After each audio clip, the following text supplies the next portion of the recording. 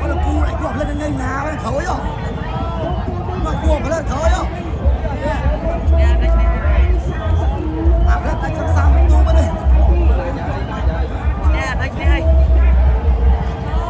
À plát xì ăn pi.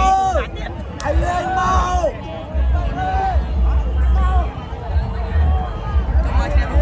Ôi đau mau ơi. Xì làm đánh bay tu bên nào. Bay ở sang bay à.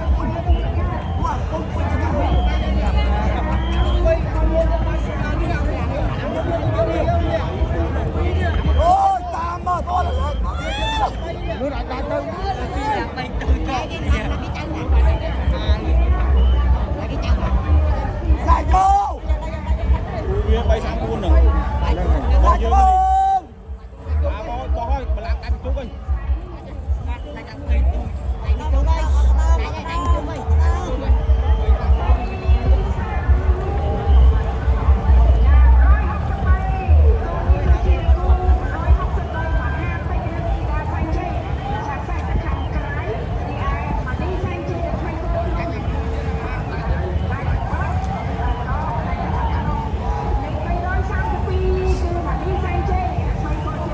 Flat tất cả flat. Luôn. Phải rồi. Lên ơi.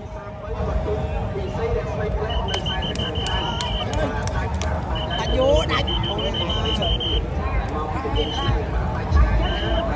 Ủa là chứ anh nha.